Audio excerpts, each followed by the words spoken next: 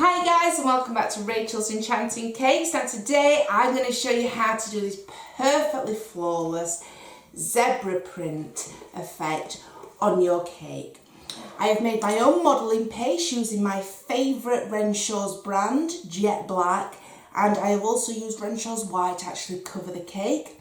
If you are seeing this as an introduction on Facebook and you want to watch all of the tutorial for free, just click on the Learn More button and it will take you straight to YouTube. All of this has been done using a very special piece of equipment by Marvelous Moulds. So they are not hand cut.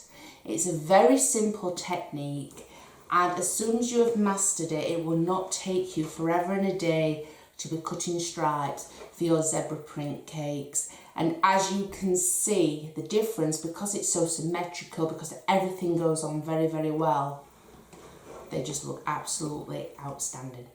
So come on guys, I hope you really give this a go. Let's get started and I shall show you how to do this step by step like I always do. For the perfect zebra print, I am actually using a 8-inch and 6-inch round cake dummy. You are going to need some Renshaws Jet Black fondant. I have covered my cake dummy in the white Renshaws fondant. You can find the exact amount that you would need to cover an 8-inch and a 6-inch cake that are both 4 inches deep in the description below this video. To do the perfect zebra print, I'm using one of my favourite pieces of baking equipment. If I just hold this up towards the camcorder. If you haven't seen one of these before, this is by Marvelous Moulds and it's called an Onlay sheet. They have their own website with some amazing products on, which I will also leave a link to just below this video. And as far as I am aware, they do ship worldwide. It's an American company, and the gentleman who has designed these sheets has designed them so that they fit perfectly on an even cake. By even, what I mean, if you can divide the inches of the cake exactly in half, so 6 divided by 2 equals 3, but 7 divided by 2 is 3.5. It wouldn't work on a 7-inch round cake, but it will work on a 6-inch round cake. So as long as your cake is even, these have been designed, it's all to do with mathematics, all to do with pi. They're brilliant. We will be placing them directly on the cake and you'll see how they meet up at the end with no gaps. It's amazing. And this zebra print will just save you so much time. It's a fantastic investment. You're also going to need some basics. So I've got some Tylo powder. You can also use gum trag because you'll find it easier to work with the Jet Black fondant as modelling paste. We're not going to be adding much, just a small amount. Icing sugar. If you're in America, you guys call this powdered sugar. I always roll my fondant using this. It helps it prevent it from sticking to the surface. Some edible glue, a rolling pin, a brush, and I have a Dresden tool. If you don't have this in your cake decoration equipment, don't worry about it. You can always use a knife. It's just to help take out those extra gaps that aren't going to be going onto the cake. So let's get started. First thing we need to do is to turn this lovely jet black colour into modelling paste to make it more pliable. So I'm just going to give it a little knead first. And then I have one level teaspoon of Tylo powder. I'm not going to worry about this little bit that I've spilled, because all I'm going to do is pick my fondant up, and there we go, not wasting any, and just simply knead it in and you will have your own modelling paste. To get your modelling paste to the right thickness before we add it to the Onlay sheet, you're going to need a pasta machine. Now don't worry if you don't have a KitchenAid, you can now get the pasta machines where you just turn the handle. They're relatively cheap, but I would highly recommend you get one because it makes it so much easier. All I've done is rolled out my modelling paste into a rectangular shape. You then want your pasta machine on setting number 1. throw it down there. Setting number 1 is the widest on the pasta machine. Then we're slowly going to make it thinner. And just gently feed it through. Then I'm going to go to setting number 2. This will make it a little bit more thinner. Finally, setting number 3. That's as thin as we're going to be going. Now obviously I've got a very, very long piece here. So what then I would then recommend you do is just place your onlay sheet just on the top and cut it down into sections. That's 4 pieces all in one go. Now obviously we're not going to be using them all and they would go dry. So then you want to cover these. You can use cling film. I'm just using food grade bags just to prevent them from drying. And now we're going to start adding them to the onlay sheet. So I have my onlay sheet and now all I'm going to do is sprinkle some icing sugar over the top. And just tip it out so there's not too much in there. Okay? You then want 1 piece of your prepared modelling paste and simply place it over the top of the mould like so. Now push down gently with your fingers.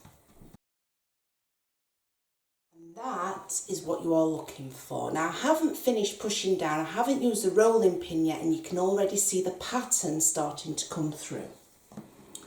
The rolling pin is very important. If you gently roll the pin over the top,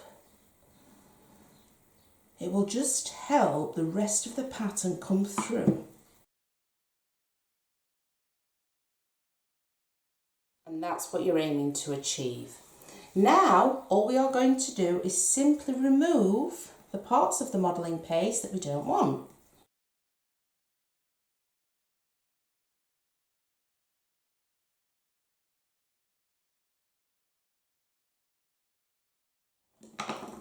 And it really is as simple as that. Now it's time to apply this to our cake. So to add this to the actual cake, the first thing we need to do is just get a small amount of edible glue and place it on each part of the zebra print.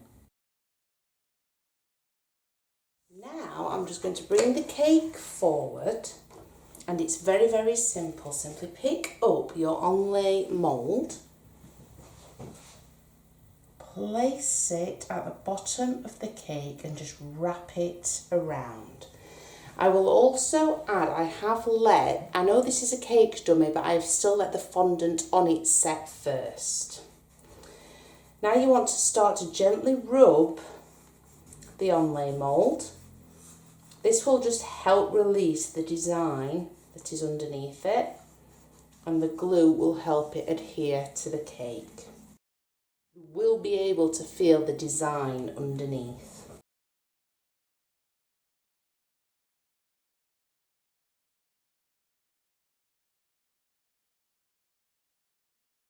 Now you can see how lovely and effective that is already, but I just want to show you another tip. These are a fantastic investment. That noise in the background is my steamer just heating up. If you don't have a steamer or you don't want to invest in one, if you just get some cooled down boiled water, a small brush, and literally go over each zebra print just to get rid of the excess icing sugar. I would brush a little bit off first though, so if you just start to brush off, you're not going to get it all off perfectly. And then, if you do have a steamer or you want to invest one, look at the difference it's going to make. You just steam the cake. This will leave a glossy finish at first, but then it will dry beautifully. And look at that, you've got rid of your icing sugar literally within seconds, so it's a fantastic investment. Just before I complete the cake, I just want to show you how to add the next onlay sheet on. So far, on the base of this cake, which is an 8-inch round, I've added 2, and can you see how flawless they are? The 8-inch will need 4 in total and the top tier 3. So all you do, I've got another one of my onlay sheets just that we prepared earlier.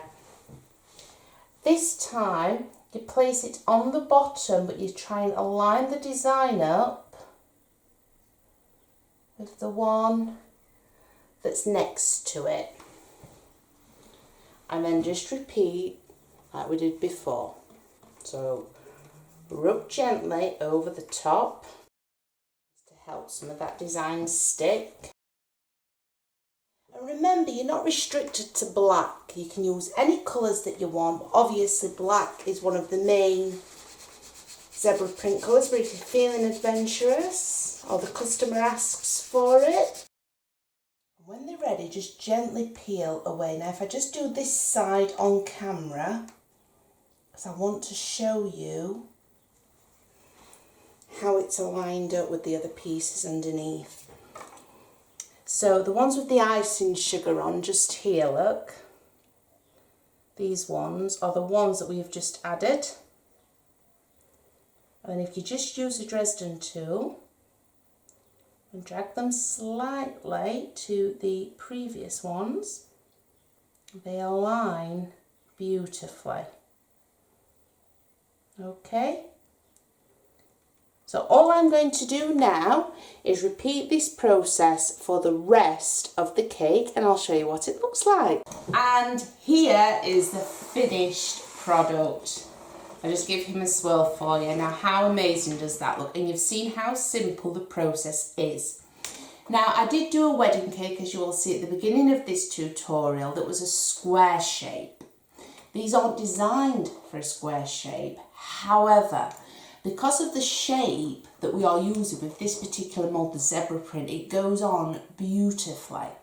When you get to the end of the cake, with it being a square, if you don't need that extra stripe, you just simply take that extra stripe out of the mould before applying it to the cake with the glue.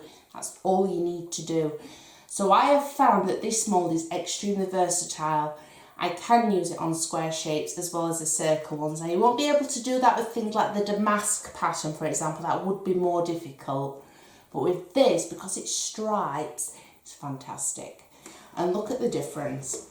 Think of all those zebra cakes that you've seen with the hand cut stripes, how long they take people to do. And then look at this. You haven't had to cut a thing. Everything's the same thickness and it goes around the cake beautifully. Give it a go, guys, and if you like what you've seen today, please do subscribe to the channel, share the video for me, and I will be back with more tutorials very soon. Happy baking, everyone.